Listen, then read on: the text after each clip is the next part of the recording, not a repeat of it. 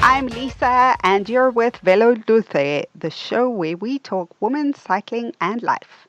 Velo Dulce is from the Italian phrase La vita dolce, which means the good life. These are stories from women around the world on finding the good life through life on a bicycle.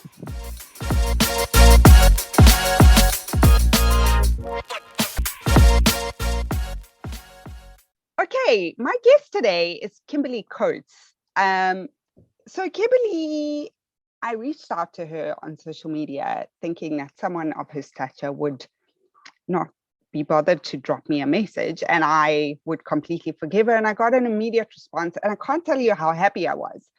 So Kimberly started her career, or I'm not sure she started, but she worked for a Las Vegas food distribution company, like Las Vegas, USA.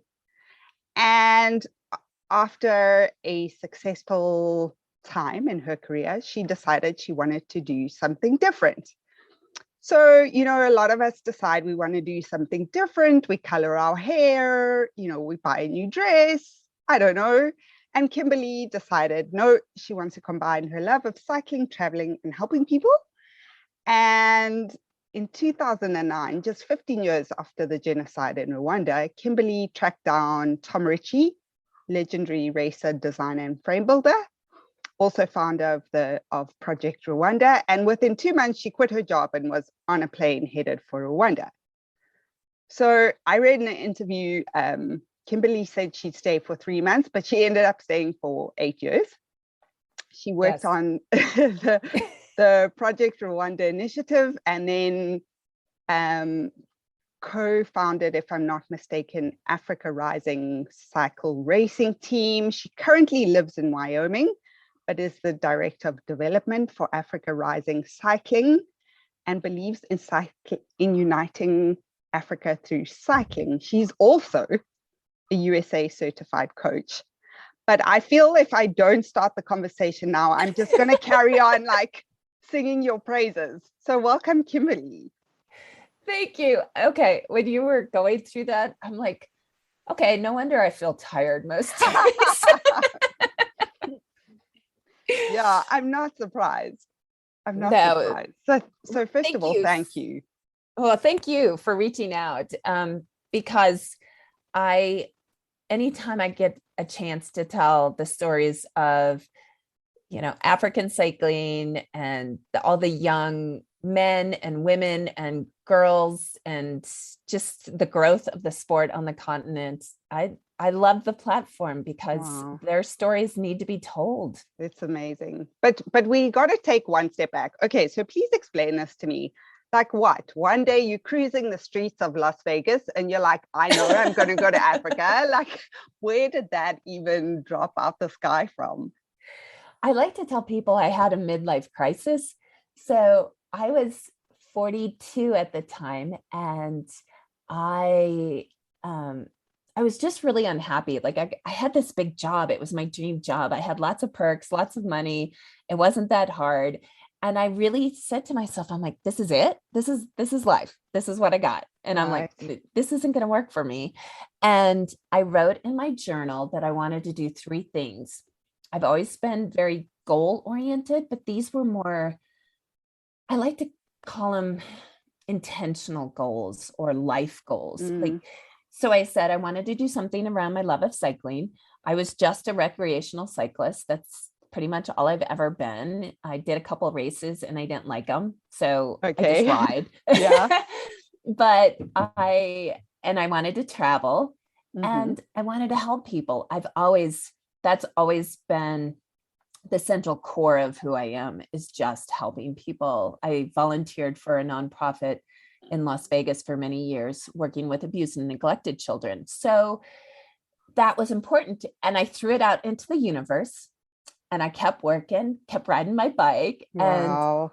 And all of a sudden I read an article in Outside Magazine about Project Rwanda, which was the cargo bikes for coffee farmers in Rwanda, started by Tom Ritchey, and then Team Rwanda, the cycling team.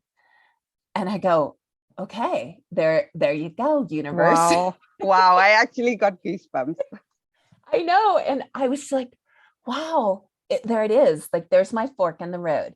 I know that if I don't pursue this, that Mm. I will always have that moment of, well, I had a fork in the road and I took Wow. the easy way. And Wow. yeah, so I was riding with a friend and I'm telling him all of this. And he goes, well, you just got to find Tom Ritchey. And I'm like, you think? And he's like, yeah. And so I'm like, okay. And I tracked down Tom Ritchey, who then put me in touch with his development director. And he asked me, his name was Jake Chai, and asked me all these questions. And he goes, have you ever thought about going to Rwanda? And I go, no, not really. He goes, you want to go? I'm like, I'll give it a try. Wow. So I literally quit my job and got on a plane. I gave my employer notice, and everybody's like, are you kidding crazy? me? Listen, I'm from Africa, and I'm thinking, wow, that's pretty courageous. Well, with a little backstory, my marriage was starting to fall apart. I being in Las Vegas in 2008, 2009 was during the mortgage crisis. And so, all of us were losing our homes. There was mass layoffs. Like, it was just not a good environment. So I was about ready to lose my house. And I was like, Wow.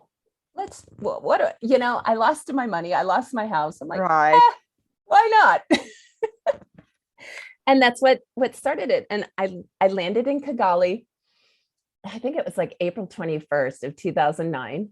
I didn't have any luggage. None of my luggage showed up. And I remember getting off the flight, and Kigali airport was a little scary back in 2009. And I'm like, I had that moment going, oh my God, What have I did done? I just do?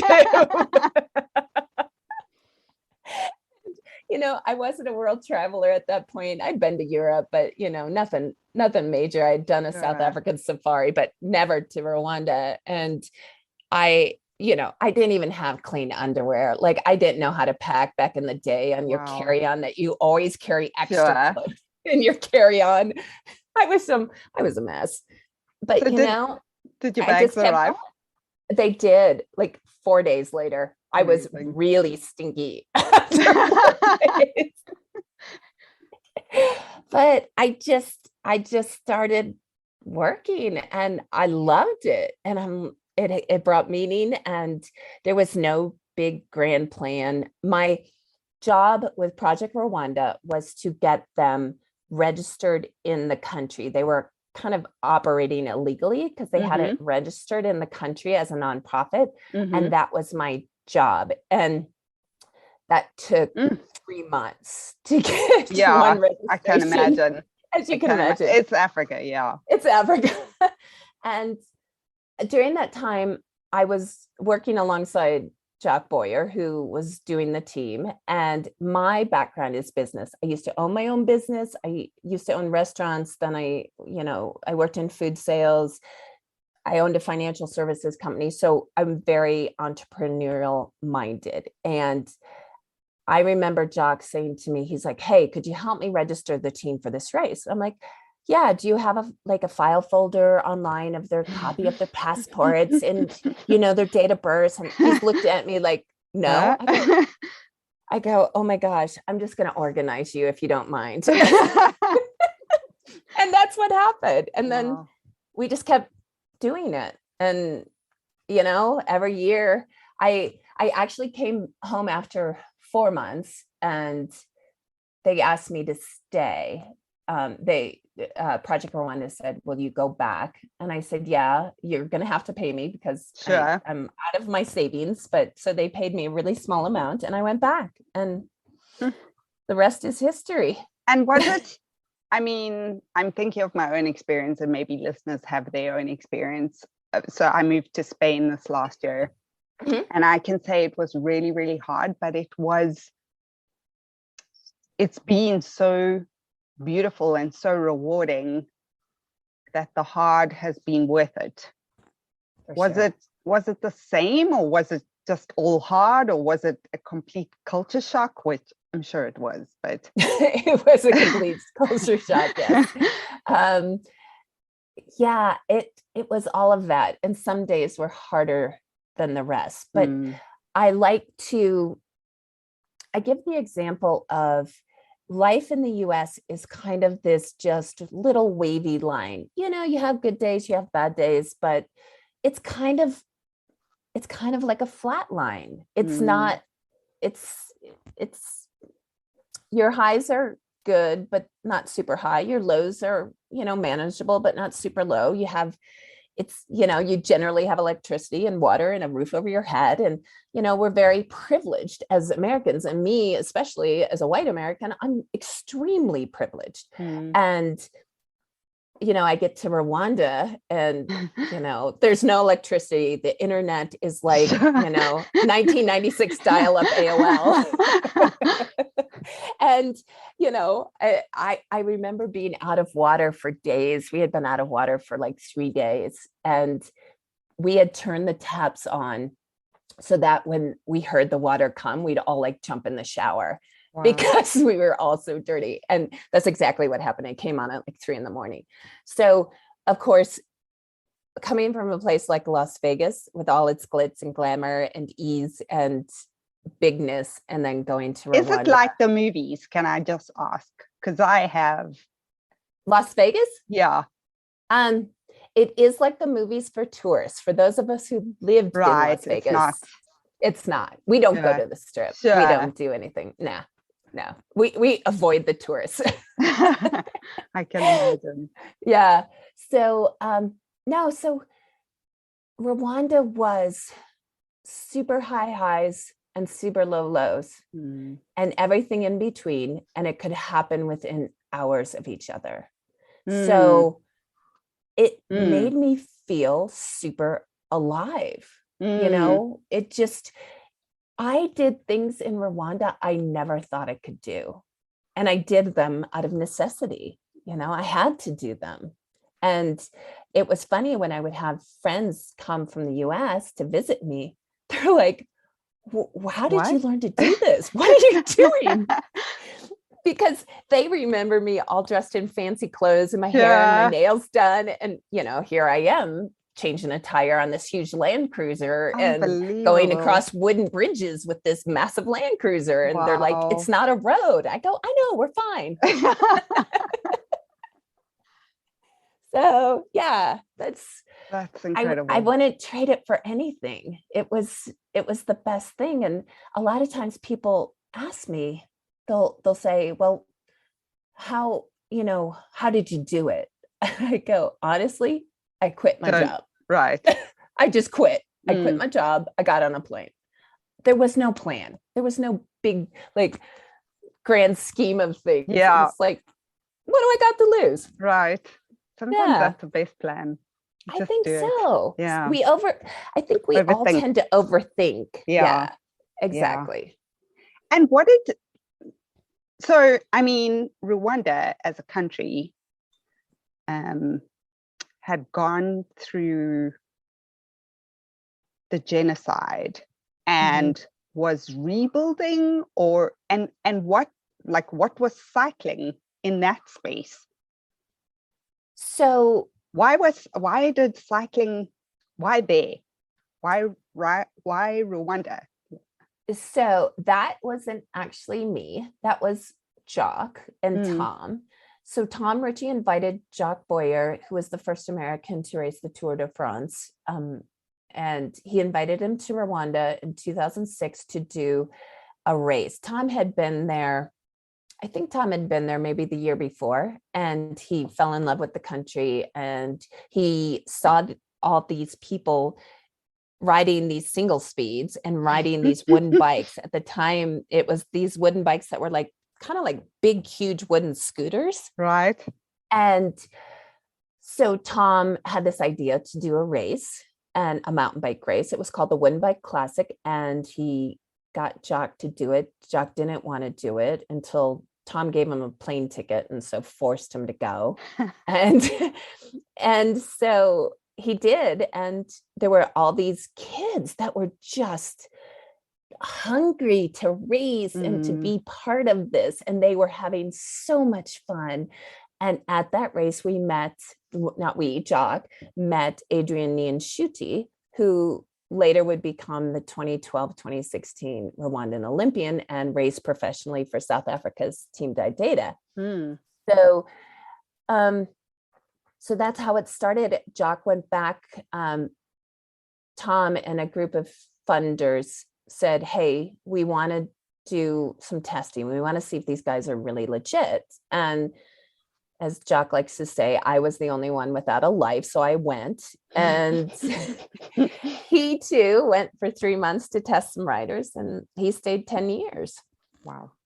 Yeah. So, and you know, it was cycling in Rwanda. There had been some cycling before the genocide, and Adrian's uncle, I believed, was a cyclist. So there had been local races and whatnot, but you know, Rwanda had no points on the UCI ranking. They didn't even exist. Like there was nothing. And you know, what's so remarkable now, and I'm sure you being in cycling has heard that the Rwandan country of Rwanda got the UCI World Championships, road cycling championships for 2025. Think about how powerful that is. In 2010, when I was there and we were just really starting to get the program off the ground, Rwanda had 0 points. And 15 years later, they will host UCI's biggest race. That's incredible. Isn't that amazing? That's amazing. It gives me chills. I mean, do you look back and do you feel proud of that? I mean, it's a phenomenal achievement. I do feel proud about that. And I am very much a behind the scenes person in all of this. You know, I'm very aware and very conscious that it's not my country. This is their country. But the fact that I know that I had a small piece in making that happen. Yeah. Hey, it was a whole lot better than selling food to tourists on the strips of Las Vegas. I can imagine. Yeah. I think it's this quiet contentment, this quiet peace that I know when I'm leaving this world, that I can honestly say I did something great, you know? Wow. Yeah. Wow. That's amazing. That's amazing. I mean, I want to park and talk about that quickly, because before the show, I mean, I feel like if you and I went to coffee, we may stay there for 2 days. But, probably. But we were talking before the show, and we were talking about like why women don't have innate self-confidence. And I mean, if I look at your career, I think, oh my soul, this woman's incredible. I mean, she jumps on a plane, goes to Africa. I'm from Africa. I'm not sure I would jump on a plane, go to Rwanda to just kind of, you know, start something new and have actually succeeded in it. And to give people listening some context, I feel like to go to Africa and start something, you have to be the definition of resilience. Because for every action, there's 12 equal and opposite reactions in Africa. Yes, you would know. You're African. Or 50 or whatever, 100. And so I'm really happy that you can look back and be proud of that. Yes, I am too. And it's taken me some time to be able to say that. And because I'm the worker bee person, like being out in front is always difficult for me. And why? I don't know. I honestly, well, that's a lie. I do know. Okay. let's bring it all out. Say it like it is. I didn't know this was going to be a therapy session. I think as women that we're whether it's consciously or subconsciously conditioned to shrink a little bit, shrink so others can shine. Right. And the older I get, the more bold I become, and the more outspoken I become. I used to shake off a lot of things. There was a lot of misogyny within the industry that I worked in Las Vegas. And I would be like, okay, whatever. Like, I'm just going to do my job. It's a commission-based job. So at least I'm getting equal pay for equal work. But I used to just never say anything. I used to just take it. I don't know if it was Rwanda or age or a combination of everything. I am more outspoken about everything, especially when it comes to women's rights, when it comes to the rights of Black African cyclists. I'm very outspoken. So I think it's just taken me time to speak my piece and be comfortable speaking my piece, because now I'm 55 now. So I'm kind of like, yeah, whatever, bring it on. I just don't care anymore. But that's amazing. And I feel like, I mean, for me, I sometimes feel like we have to be careful of raising the whole gender issue because we're our own worst enemies. I agree. And so we have this whole thing of like, oh, we don't get equal pay, but also we don't stand up and fight for our rights, or we just kind of don't say anything, or, you know, and it's an interesting dynamic. Yeah. And so how I've thought about it is, if I'm never going to be like, I'm never going to be the person that brags about everything. Like, I did this all. No, I didn't do this all. I was a small portion of it, but what I did mattered to this, to making this happen. I mean, if you want to drill down, it all comes down to Jock and Adrian. You know, Jock staying in Rwanda, and Adrian, who stayed fighting for his dream of racing on a world tour. I mean, those essentially were the two that really made it happen. Because if those two would have left, it might never have come to fruition. I don't know, the African proverb, it takes a village to raise a child, comes to mind there. But yeah, I hear what you're saying.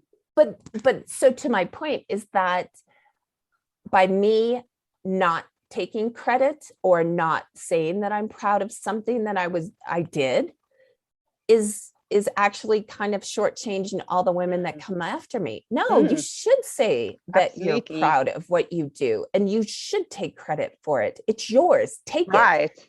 You know, and if you're not proud of it, then what do you need to do to change it so that you are proud of it? Exactly. So I have really gotten to the point that I am not going to live small. I am not going to stand behind and take it anymore. And I'm going to speak my mind and speak my piece about it. And hopefully through my example, and, you know, also like working with my girlfriends, we catch each other. I'm like, don't do that. Don't say that. Yeah. You know, you're awesome. Don't say that. I must say, and if he ever listens, he'll kill me, but we have a good enough relationship. A long time ex-boyfriend of mine, when we were together, he used to stand in the mirror completely naked and be like, I am fine. I'm so fine. Look at me. Like, he used to be like, can you believe you have access to this? And like, it was a joke, but it stuck with me. And I was like, yeah, that's how to live. Like, I want to be like that when I'm big. and why don't we do that? I don't think women do that. And I am just not going to not do that anymore. I don't know about standing naked in front of a mirror. Yeah. Baby steps and in the ways we choose. But yeah, I feel like so. Yeah. I feel like, so cycling, I must say, I never realized the extent up until this year, but it is one of the most diverse, unfriendly sports. Yes. And I wasn't aware to the extent until this year. And witnessing the pay gaps and speaking to the Cyclists Alliance, that I realized that. Where do you think that comes from? Is it the same thing? And how is that changing, or how do you want it to change? I think, from what I'm seeing is that it is definitely changing. I mean, what was it, Trek Segafredo that came in and filled the pay gap at the Paris-Roubaix? Yes. Oh, okay. Can we just honor Lizzie for a second and what she did? Yes. Oh my God. Yes. Unbelievable. She was unbelievable. And watching that race, I was watching it with Jock, and whoever says that women's racing isn't exciting, come on, stop it. That was off the chart. That was off the charts. Yeah. That was insane. And so I think through exposure, it's starting to get better. I think we still have a long way to go.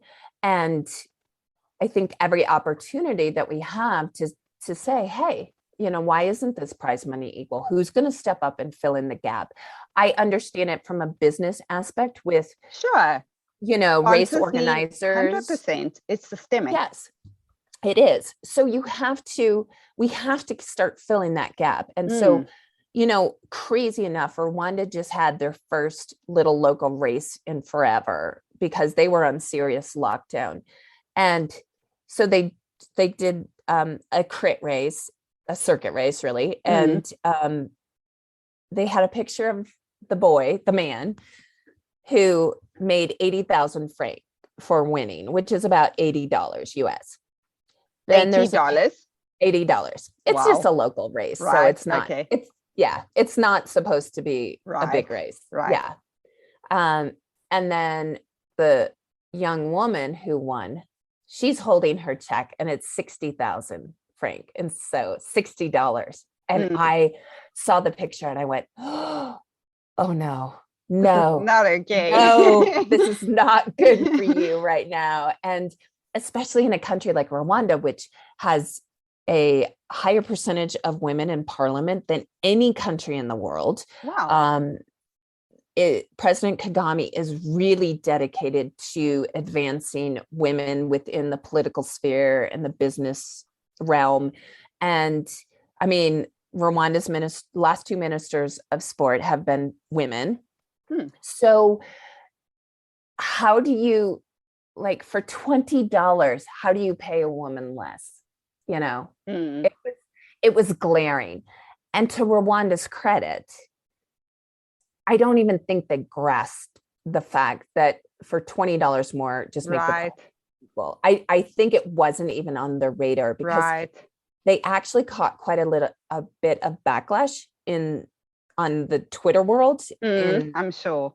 Yeah. And so then they issued this big statement with the reasons why, which I am like, you should have just come out and said, yeah, we're going to pay her $20 more. My bad. Let me fix it. Exactly. But that's the thing, is just drawing attention to that. Every time you have a situation like that, you need to either, if it's not equal, bring attention to it. And if it is equal, bring attention to it. Let's praise the countries and the races that are doing it. I would rather praise people for doing the right thing than tell on people for doing the wrong thing. I think that's also part of the reason I wanted to start the podcast. Is for me, it's about the joy of the sport. So more women who are involved means more women competing. More women competing means more women watching. More women watching, means more sponsorships, and it's a whole systemic issue. So I agree with you on paying attention to where things are being done right. Yes. Yeah. And I mean, to your point about diversity, and I mean, let's face it, cycling is a very white sport. And it's the UCI just announced their world championships, which we have been with Team Africa Rising, we have been investing heavily in virtual training and racing. So we have, yes. Yeah, so we've put in 61 trainers onto the continent now, trying to get kids on Zwift, get them racing, because there's still no racing on the continent. It's so few and far between. Right. And if these kids don't race, they're never going to learn how to race. Sure. So Zwift has been a huge, the bad things about COVID ended up to be good things, because it helped us pivot in how we train and race and monitor athletes. And so anyway, the UCI announces there were e-champs for February. Well, the qualification is in November, and you have to have a secondary source to combat cheating. So like cranks, power pedals, whatever. You have to have an additional power meter system on your bike. And I'm like, well, there you go. You just wiped out Africa. Right. Right. Honestly, I don't think anybody making these decisions at the UCI thought through that. No, nobody did. Because it's not on the radar. Exactly. I mean, we put 61 trainers into the continent. The UCI has earmarked 60 trainers for Africa starting next year, to get ready for the World Championships in Rwanda. Like, they're going to make this investment. However, I'm like, we've already done 61. Like why is this process taking so long? And then too, with this announcement, guess what? You just wiped everybody out, because no kid in Rwanda can go buy $1,500 pedals to race. Let's face it. And we're a nonprofit. Wahoo's been excellent with us. They give us a really good sponsorship discount for the trainers. They have been super helpful, but it still costs money. I mean, we're still, my credit card is maxed out on trainers this month. So what is your work involved now? I know you live in Wyoming in the US now. So what is your work involved now, and what is your mission? Well, we're still working. We're working in more countries than just Rwanda. So I saw that, because you're working, where did I see it? Sierra Leone. Yes, Sierra Leone, Benin, Togo. We have a great partner in Masaka Cycling Club in Uganda, which is just doing a great job getting kids on trainers and finding talent. We've also provided a couple trainers to Algeria, working with Azadine Lagab and Youssef Rajiji formerly from Team Data.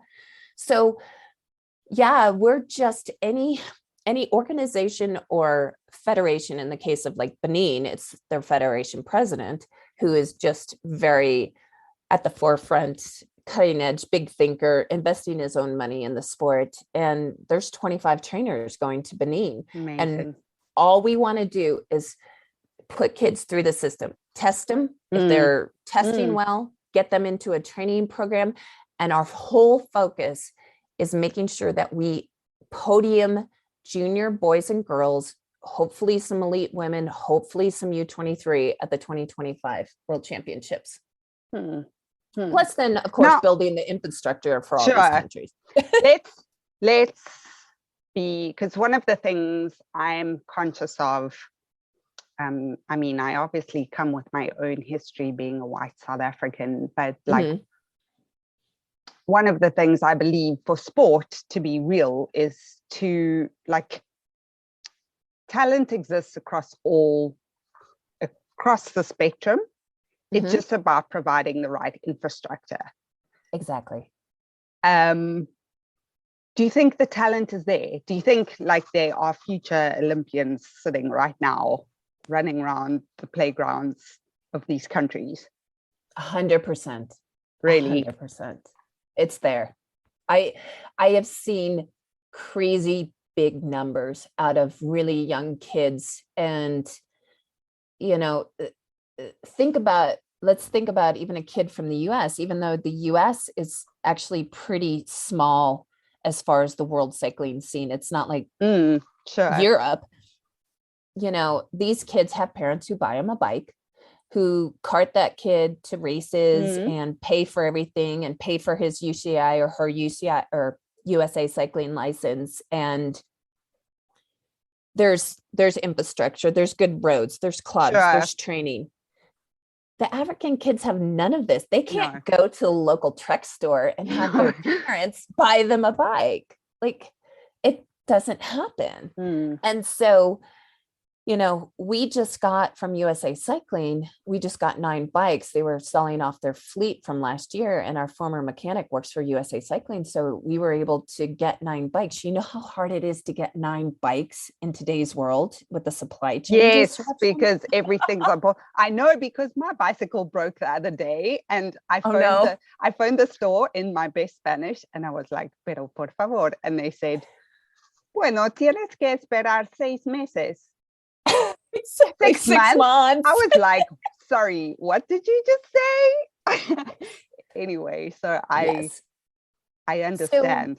So, and so these kids don't have that. And then you throw in all of the cultural issues, especially pertaining to women. Especially women, yeah. Like, I was at a race many years ago in Eritrea, and the woman who worked with the federation, she used to be a former racer. And Eritrea has an incredible culture of racing, both men and women. Some of the best athletes in cycling in the world, in my opinion. I mean, look at, all you have to do is look at Biniam Gourmet's sprint from the U23 race. That kid has like crazy power. But she was telling me that when she started racing, her parents just completely flipped out, because they're like, nobody will marry you because you're not a virgin. And she's like, what? Yeah. What? And we find that, like, how could you even believe something so silly? Yes. But that's not our world. But listen, even I spoke to lady this morning, another guest, Boucle. She just finished the Cape Epic in South Africa. Yes. She comes from, she was born in KwaZulu-Natal, but she has a degree in accounting, financial management, and her family were like, oh, but you're not going to get married. And like, this is basically the end. It's like a fate worse than death. Exactly. And I was like, no, this is the door. This is the door to freedom. Yes. But it takes a lot, and the pressure on these girls and young women is so strong. I mean, you're fighting centuries of culture, right? And you come in, like, I come in as a white woman going, hey, look here's some bikes, let's have some fun. And they look at me like, what? Like, I have 3 horns sticking out of my head, right? So it's taken me a lot to really find the words, find the avenues to help these young women. And it's still really difficult, and they have so many more hurdles. I mean, there's no races outside of South Africa. There's hardly any racing for women on the continent. I was really happy to see the Tour of Burkina Faso had a women's race. Kudos to them. Amazing. But yeah, it's still really hard, because we're dealing with things we can't even begin to understand. Right. One of our top Rwandan cyclists, still to this day, she was the first Rwandan woman to ever do the UCI World Championships. She finished the road race in Richmond in 2015 at the World Champs, which was a remarkable feat. And she came to me, she was like 23, and she goes, yeah, so I'll need to get married by I'm 25, and then I'll retire and be a coach. And I'm like, what? No, what? No, you don't need to do that. And you know what it was? Thank goodness for Kristen Armstrong. doing Oh, what she does wow. in her 40s with a Wow. kid, married. And, I think what's starting to happen is as we bring these stories to these young Mm, women on the African continent, I mean, people like Lizzie, she's a mom. right. She can win Perry Right. Roubaix. I And think, yeah, yeah, I agree. no, And I'm hoping like someone quoted me the stat on the women's numbers watching the Paris Roubaix, and it was almost equal to the men. yeah. And so I'm hoping it was in the millions, and I'm hoping Wow. that this starts to build momentum and excitement, because how I started cycling actually was in university. I did a degree in sports management, and then to earn money, I worked reception at a cycling club Oh, called wow. Cycle Lab, and then I taught spinning, and then I also did sports massage. Uh-huh.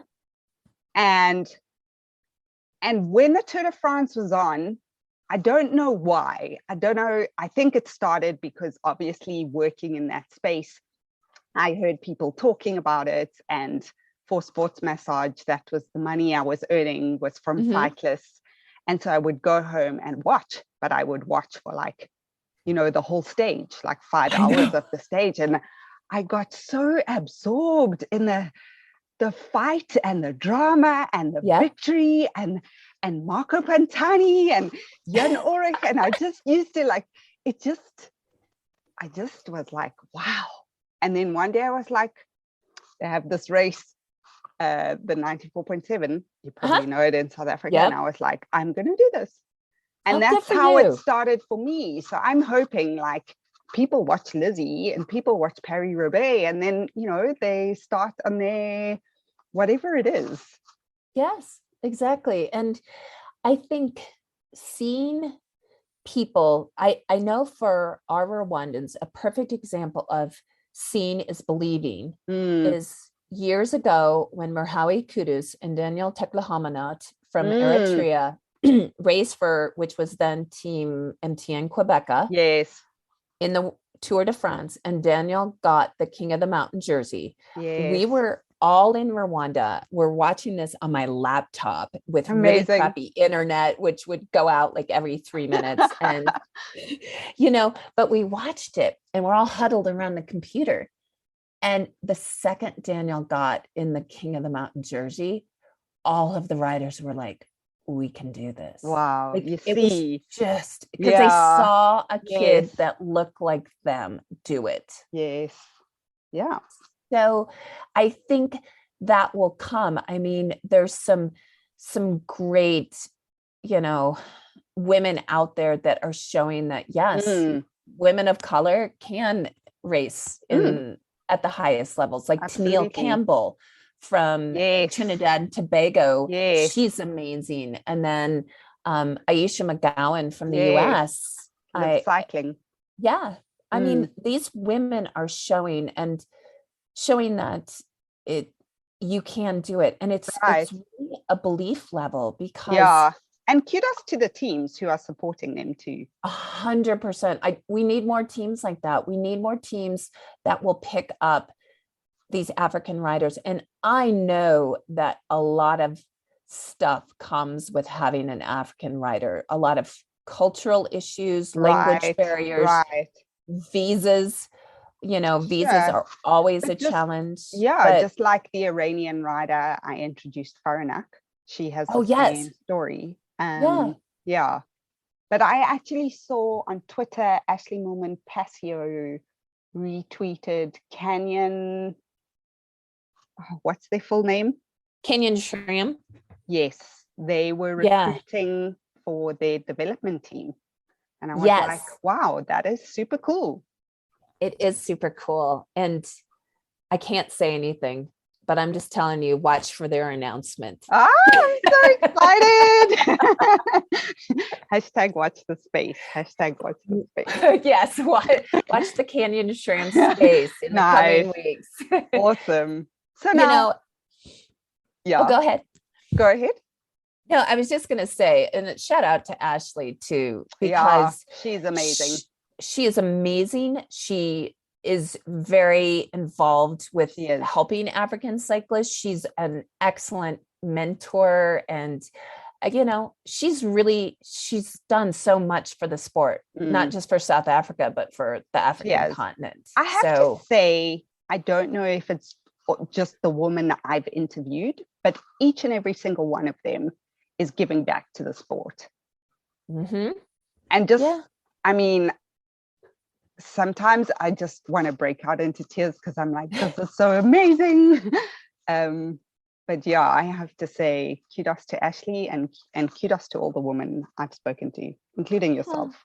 Well, thank you. And I think we have to, because we have to stick together. We have to build each other up. We have to open doors for the next generation. We have to fight for equality. We have to fight for equality in, people that might not look like us. And, right. It's back to your proverb. It takes a village. It's going to take all of us women working together to make it does. But I feel change. like it'll snowball pretty quickly to a critical point. I do. I think it's already starting. Yeah, I really do. I do too. I think Paris-Roubaix was big. Yeah, Paris-Roubaix was big. It was a big, big, big day. It was, yeah. So now on the topic of hashtag watch the space,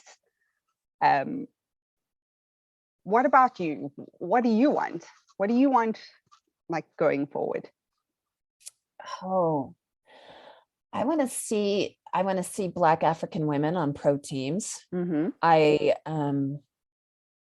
Does it still give you the same feeling to be doing the work, or are you feeling like, okay, I need to shift my focus a bit?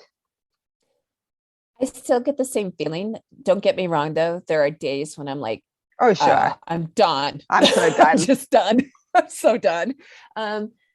But, it's like in September, on one day, we had the announcement of Rwanda getting the world championships, Biniam Gourmet getting second at the U23 World Championship road race.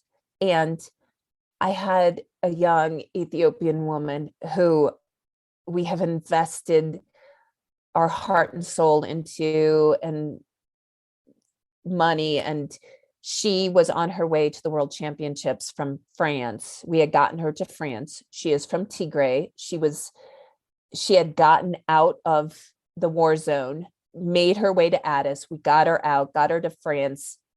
She was on her way from France to Belgium, and she defected. And wow. She had spent 3 years at the UCI. Yeru Tesfom, who was absolutely amazing cyclist. She'd spent a couple of camps with us in Rwanda. So that all happened like on the same day. So the highest of the high and the lowest of the low. But then you have to take into account, she's coming from a war zone. I mean, sure. They're in the middle of a civil war, essentially, in Ethiopia. And she was too afraid to risk ever going back because of the situation in her country. And so, it's like what happens to the Afghanistan riders and the riders from Iran and all these places where there's civil unrest. What can we do to help these athletes get to the places that they need to get to, so they feel like they can stay, but stay within the sport? Right. And I think that's a lot of my focus now, is how do we build these support systems for these athletes so they don't fear the what if, right? So that they settle in and they can feel comfortable. And number one is just getting teams to take these riders. Right. The more teams that take these riders, the more they'll start to feel secure in living their dream. And I think, the more success stories that come out of that, the more that will gain traction. I must say, on the highs and lows, I feel like that is the definition of cycling. Yes. Some days I ride to my house and I'm like, that's it, I'm done. I freaking hate the sport. I don't know why I do the sport. I'm done. I'm over it. And then, I mean, in my life, it's a joke, but my best friend goes, listen, the next time you got to give your bike to me, because I've sold 4 bikes now, vowing to never ride ever again in my life. And every time I come back, and then I'm like, okay. So now I just park it in the garage. But I feel like that's the definition of cycling. It so is. You know what's funny? So this morning, I have this meetup group with my girlfriends from Las Vegas, and we meet up on Zwift, and we usually do a flat ride. We talk a lot. We talk about politics. We talk about all sorts of stuff. It's like our go-to place every Wednesday morning. Well, this morning, like everything just hit the fan this morning, and I couldn't get on the ride. And so I'm frustrated because I hadn't been on my bike in 2 weeks because I did this fundraiser. I've been traveling and I hadn't been on my bike, and I'm like looking for something. And I'm like, I don't know what I want to do. And I was so angry and all wound up. And so I find this one program that had just started. It was a training program with Kristen Armstrong. Right. Okay. My heart rate got up to 181 today. Wow. That's amazing. But I just sat there going, oh my gosh, I'm just so frustrated. I hate you, Kristen, because you're making me just feel like I'm going to throw up. And, and then I get off the ride and I'm like, that was awesome. Amazing. I know. I know. And I feel so much better now that I rode. True. And yes, but that's the love hate, the give take, the yin yang of cycling. And cycling is sounds bad, but it's the antidote to life. It is. I know when I'm not on my bike, I get a little crabby. Yeah, for sure. Feel sorry for the people around us. Exactly. Yeah. So true. So true. So now you and I are going to have a coffee sometime in person, Africa, Spain, don't know where. Well, definitely. I'll come to Spain any day. Awesome. So we will see you in Spain. Please bring your bicycle. I will. I really, really, really want to thank you for chatting to me today. And I really want to thank you for your work. Thank you. And, keep telling those stories. There's a lot of people doing a lot of great things, and all of us working together, hopefully will open some doors for women. And whether it's, the recreational cyclist or the woman who just goes, I don't think I could ride my bike 10 miles down the road, to the professional. Right. Like, I think it serves all of us. It does. I don't care. I mean, there's 100 different sports within the sport of cycling.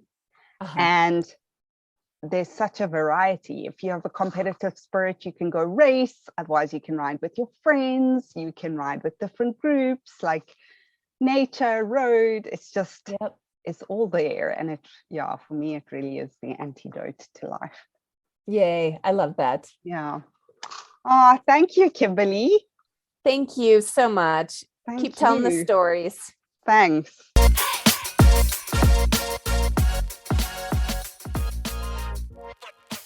My name is Lisa, and thank you for joining me. You know what to do. Subscribe, please share with a friend. Most importantly, get on your bicycle, drag your mate, drink some coffee, and I will see you next week for another episode of Velo, Dulce, and the Good Life.